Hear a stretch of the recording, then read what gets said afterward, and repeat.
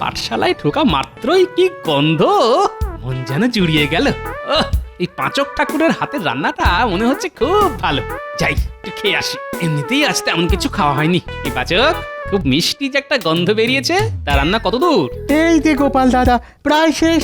তা শেষ যখন, তখন না হয় আমার একটু খাওয়া দেখি কেমন খেতে হয়েছে। না মানে মানে কি হলো?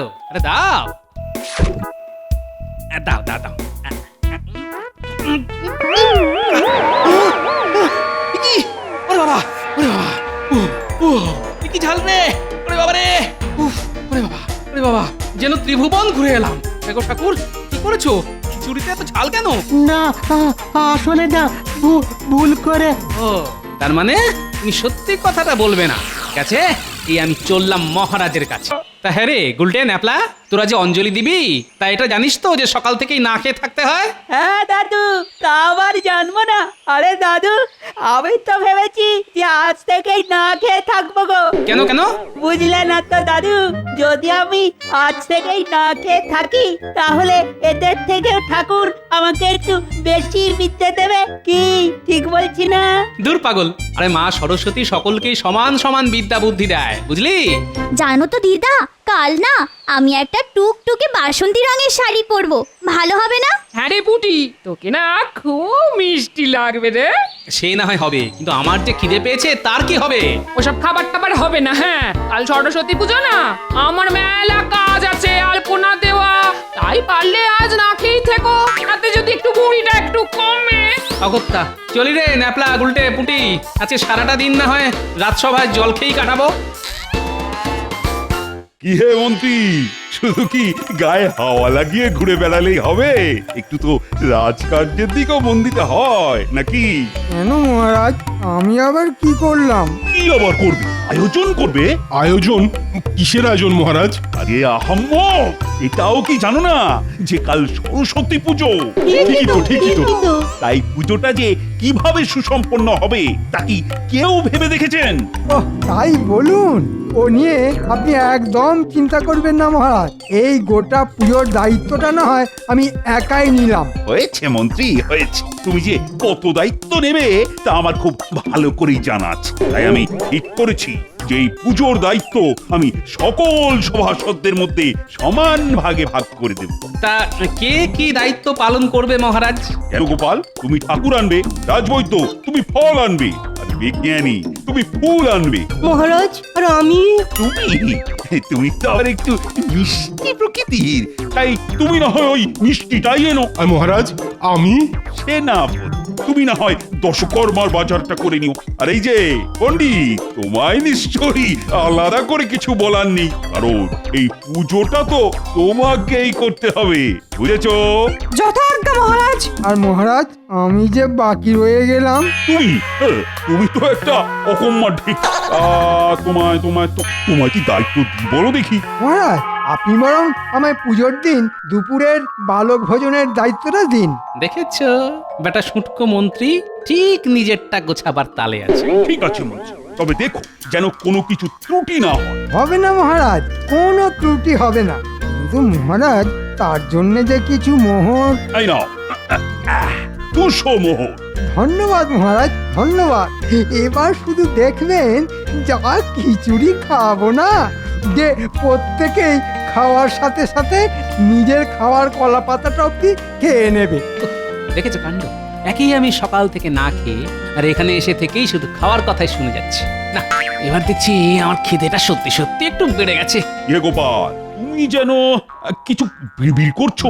না মহারাজ, আমি বলছিলাম কি, সবই তো হলো, কিন্তু এই পুজোটা কোথায় অনুষ্ঠিত হবে? আমার মনে হয় মহারাজ, যেহেতু মা সরস্বতী বিদ্যার দেবী, তাই এই পুজো আমাদের পাঠশালাতেই অনুষ্ঠিত করা উচিত। ঠিক ঠিক, পণ্ডিত মশাই একদম ঠিক বলেছেন।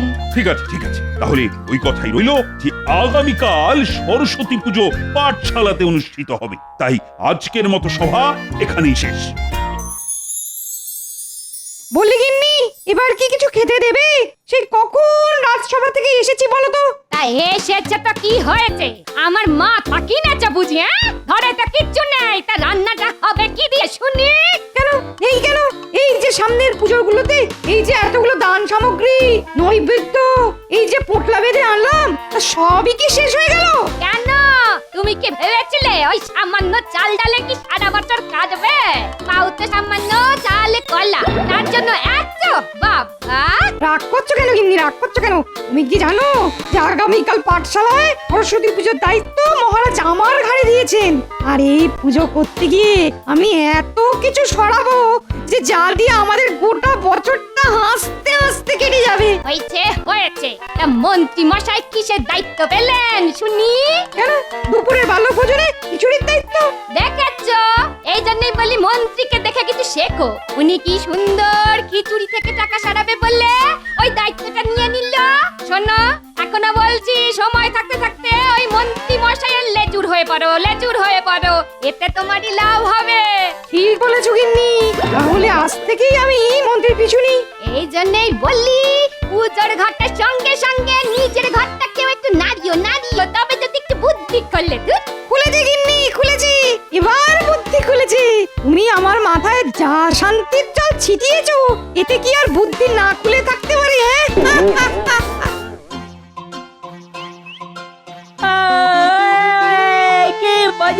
কি মজা!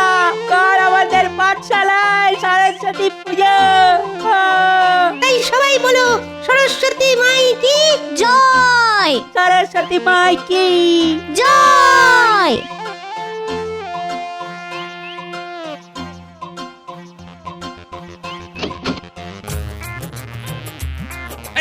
সাবধানে সাবধানে সাবধানে। এবার মা সরস্বতীকে আস্তে আস্তে ধরে তার বেদিতে বসাও। দেখেছো দাদু, মায়ের মুখটা কত মিষ্টি দেখতে না? হ্যাঁ, যা বলেছিস। আর এই যে কুচোকাচার দল, তোরা এবার সব একে একে বাড়ি যা। কাল তাহলে ঠিক সময় মতন পাঠশালায় চলে আসিস, বুঝলি? আচ্ছা দাদু, এই চল চল।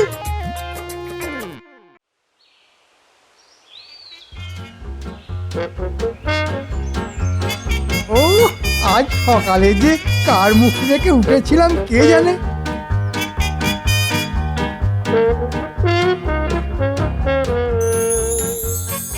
এই তো চাল ডালের দোকানেও এসে গেছি।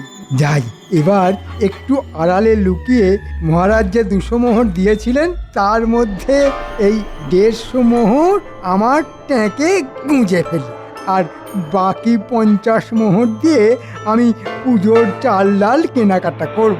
আর কেউই বুঝতে পারবে না যে আমি এই বালক ভোজন মাত্র 50 মোহর দিয়েই সেরে ফেলেছি। হ্যাঁ,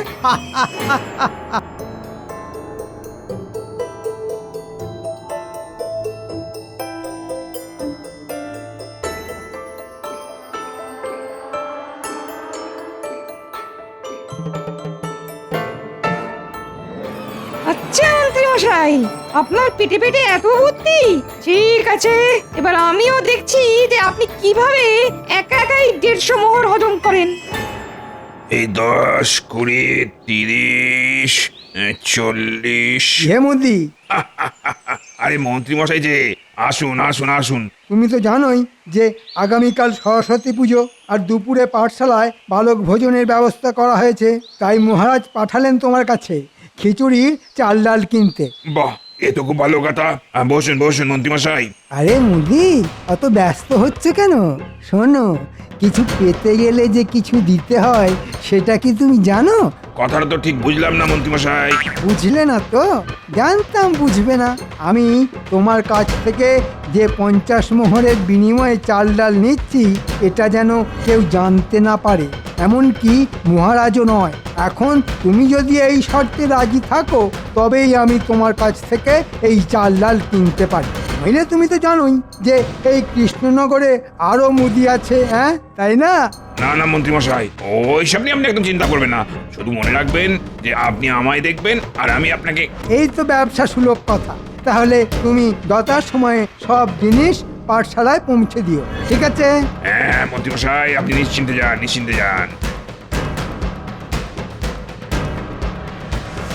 যাক বাবা, কাজ শেষ। কি মন্ত্রী মশাই, কি কাজ শেষ? এ কি তুমি? না মানে তুমি এখানে কি করছো? আমি তো মুদিকে ওই চাল ডালের দাম দিতে এসেছিলাম। তা 50 মোহরেই সব মিটে গেল বুঝি? এই পণ্ডিত, কি বলতে চাইছো তুমি? যেটা আপনি খুব ভালোভাবেই বুঝতে পারছেন। ও, তার মানে তুমি লুকিয়ে লুকিয়ে সব শুনেছিলে? আর কি করব বলুন মন্ত্রী মশাই, আপনাকে গভীর জলে ডোবাতে গেলে যে আমাকেও ভালো মতন সাঁতার জানতে হবে। কি ঠিক বলেছি না? তা কি চাও তুমি? কিচ্ছু না, ওই 150 মোহরের অর্ধেক 75 মোহর। যদি না দিই? তার জন্য যে মহারাজ আছেন। ঠিক আছে, সে না হয় দেব, কিন্তু এই পুরো পরিকল্পনার ভাগিদার যে তোমাকেও হতে হবে। বাবু, এতে আর বলার কি আছে মন্ত্রী মশাই? এবার তাহলে আমার 75 মোহর। পাবে, আগে চলো, কেউ দেখে ফেলার আগেই এখান থেকে সরে পড়ি। হ্যাঁ, চলুন।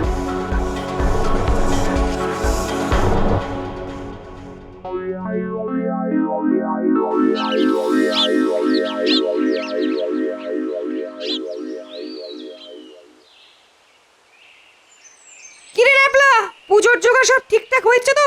হ্যাঁ পণ্ডিত মশাই। বাহ, দান দক্ষিণা তো বেশ ভালোই দিয়েছে দেখছি। এবার একটু করে মন্ত্র পড়বো আর একটু করে আমার থলিতে ভরবো। ও পণ্ডিত মশাই, নিন না, এবার পুজোটা শুরু করুন। এবার যে খিদের জ্বালা পেট আমার জ্বলে যাচ্ছে। হ্যাঁ, এই শুরু করি।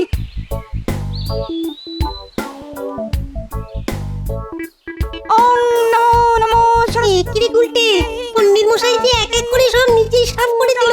এরকম চললে তো আমাদের জন্য আর কিছু থাকবে না। কিছু একটা কর। ওম নমঃ। বাহ, মিষ্টিটা তো বেশ ভালোই দিয়েছে, আর ধুতি শাড়িটাও বেশ দামি বলেই মনে হচ্ছে। হাতটা ঢুকিয়ে নি বাবা। ও কি পণ্ডিত মশাই, আপনি এখনই সব থলিতে ভরছেন কেন? পুজো তো শেষ হতে এখনো ঢের দেরি। কই না তো, কে বলেছে? পুজো তো শেষ। আরে আমরা তো এখনো পুষ্পাঞ্জলি দিইনি, এর মধ্যেই পুজো শেষ। ও, তাই বুঝি? তাহলে এক কাজ কর, ফুলে সাজিয়ে থেকে একটা ফুল নিয়ে ঠাকুরের পায়ের কাছে ছুঁড়ে দে। বেশ, হয়ে গেল তোর পুষ্পাঞ্জলি। এ কি রে গুলটে, এ কি পুজো হচ্ছে? এই সময় যদি গোপাল দাদু থাকতো তাহলে খুব ভালো হতো। গোপাল দাদু নেই তো কি হয়েছে? চল না, টুক করে একবার মহারাজকে ডেকে নিয়ে আসি। হ্যাঁ, তাই চল। কিরে, চুপি কোথায় পালাচ্ছিস? কোথাও না পণ্ডিত মশাই। শুনে রাখ, এখানকার পুজোর কোনো কথা যদি মহারাজের কানে যায় না, তাহলে মনে রাখিস এবছর তোদের আর কাউকে উত্তীর্ণ হতে হচ্ছে না, স্বয়ং মা সরস্বতী আসলেও নয়, বুঝেছিস? আচ্ছা পণ্ডিত মশাই। কি হে পাচক ঠাকুর, তোর রান্না কত দূর? এই যে মন্ত্রী মশাই, এই হয়ে এলো বলে।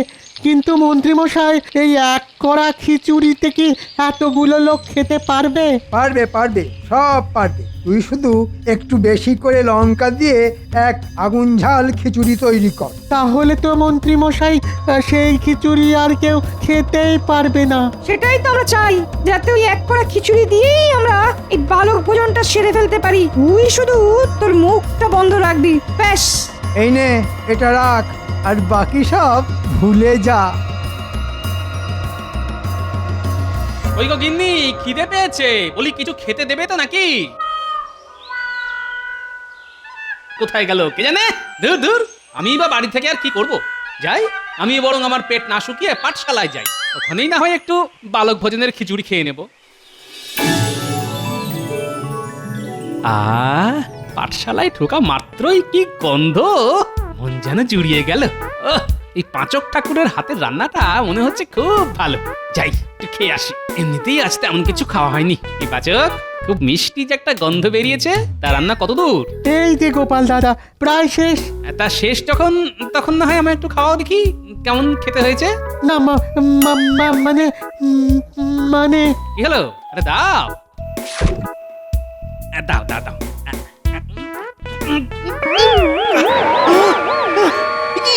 ওরে বাবা, কি ঝাল রে! ওরে বাবা রে! ওরে বাবা, যেন ত্রিভুবন ঘুরে এলাম। দেখো ঠাকুর, কি করেছো? খিচুড়িতে এত ঝাল কেন? না, আসলে না, ভুল করে। ও, তার মানে তুমি সত্যি কথাটা বলবে না? ঠিক আছে, এই আমি চললাম মহারাজের কাছে। দাদা গোপাল দাদা, যেও না, আমি সব সত্যি বলছি। তুই শুধু একটু বেশি করে লঙ্কা দিয়ে এক আগুন ঝাল খিচুড়ি তৈরি কর। তাহলে তো মন্ত্রী মশাই সেই খিচুড়ি আর কেউ খেতেই পারবে না। সেটাই তো আমরা চাই, যাতে ওই এক কড়া খিচুড়ি দিয়েই আমরা এই বালক ভোজনটা সেরে ফেলতে পারি। বাহ পাচক, সরস্বতী পুজোর দিন তাহলে বেশ ভালোই লক্ষ্মী লাভ হয়েছে বলো। তা একটু হয়েছে বই কি গোপাল দাদা। তবে এবার যে তোমার ট্যাঁকের লক্ষ্মী বাঁধন ছাড়া হতে চলেছে। দাদা দাদা গোপাল দাদা, আমি আর কখনো করবো না, আমাকে ক্ষমা করে দাও। ঠিক আছে, তুমি তাহলে যেমন চুপ ছিলে ঠিক তেমনই চুপ থাকো। আর শোনো, কানে কানে একটা কথা বলি, যে তোমায় কি করতে হবে। কি পারবে তো? খুব পারবো গোপাল দাদা। ঠিক আছে, এবার আমি চলি আর গিয়ে দেখি ওদিকের কি খবর। গোপাল দাদু, তুমি এখানে এসেছো, খুব ভালো হয়েছে। জানো এখানে কিসব হচ্ছে? কেন রে, কি আবার হলো? শোনো তবে, আচ্ছা, তার মানে পণ্ডিতও এর সঙ্গে যুক্ত। ঠিক আছে, এদের ব্যবস্থা আমি করছি। কি করবে গোপাল দাদু? শোন উল্টে নাপলা পুঁটি, আমি তোদের যা যা করতে বলবো তোরা শুধু সেই মতনই কাজ করবি, বুঝেছিস? ঠিক আছে গোপাল দাদু। শোন তবে, রে পারবি তো? একদম দাদু। সাব্বাস। এই যে বাচ্চারা, অনেক বেলা হলো যে, তাই আগে তোমরাই না হয় খেতে বসো, বড়রা না হয় একটু পরেই বসবে। হাজার হোক তোমরা এই পাঠশালার বিদ্যার্থী বলে কথা। কি বলো হে পণ্ডিত? হ্যাঁ, হবে না তো কি? এই যে এই গুলটে নাপলা পুটি, এই তোরাও খেতে বসে পড়, খেতে বসে পড়। না না, সে কি করে হয়? আগে আমাদের পণ্ডিত মশাই খাবেন, তারপর তো আমরা। হাজার হোক গুরুদেব বলে কথা। এই না, এই তা কি করে হয়, তা কি করে হয়? আমি হলাম যে এই পাঠশালার পণ্ডিত, তাই আমি সবার শেষেই খাবো। না না পণ্ডিত মশাই, বাচ্চারা তো ঠিকই বলছে। আগে আপনি খান। আপনি হলেন কিনা ওদের গুরুদেব। ওই তো রানীমা আর মহারাজও এসে গেছেন। আহা, কি নিয়ে তো বচসা হচ্ছে শুনি? না মহারাজ, এই বাচ্চাদের বলছি খেতে বসতে, তো এরা বলছে যে আগে নাকি তাদের গুরু খাবেন, তারপর বাকি সবাই। এবার আপনি এর একটা বিহিত করুন। না না না না না, বাচ্চারা তো ঠিকই বলেছে। একবার ভাবো মন্ত্রী, যে ওরা ওদের গুরুকে কত সম্মান করে, কত স্নেহ করে। ঠিক বলেছেন মহারাজ। তাহলে পণ্ডিত মশাই, এবার নিশ্চয়ই আপনার আর বসতে আপত্তি নেই। আরে এই বাচ্চারা, তোমরা তোমাদের গুরুকে খেতে বসাও। হ্যাঁ হ্যাঁ, বসুন পণ্ডিত মশাই, আপনাকে না হয় আমি খেতে দিচ্ছি।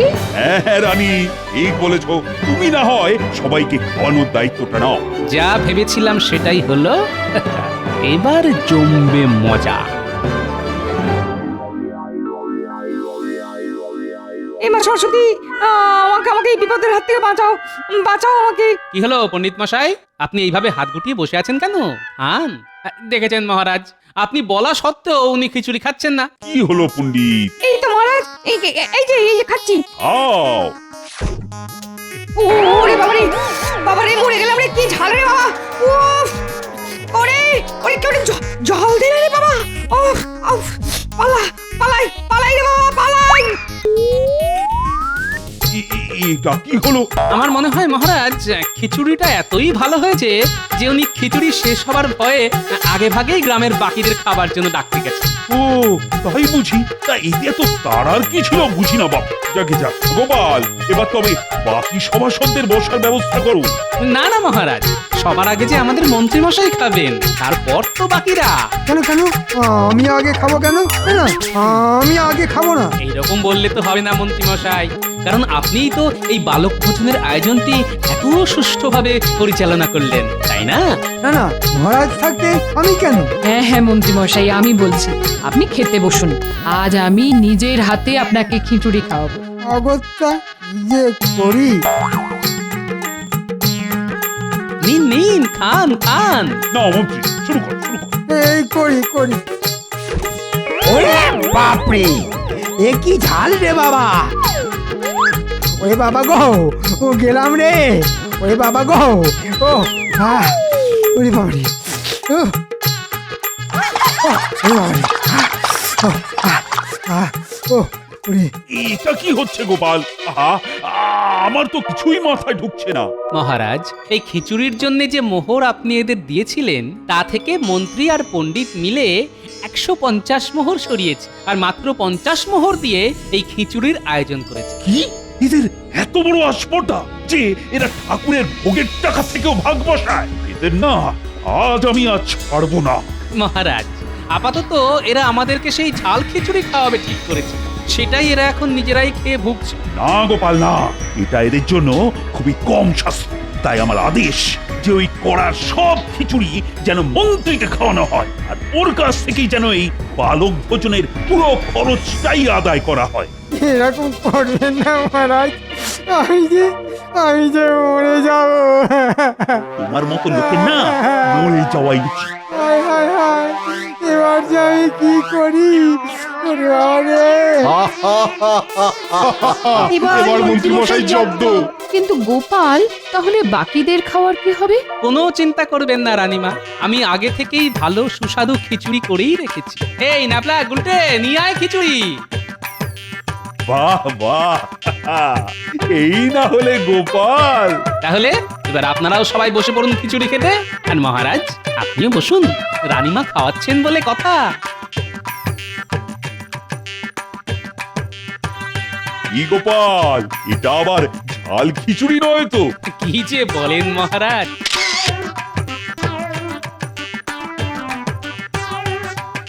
কি কেমন হয়েছে খিচুড়ি?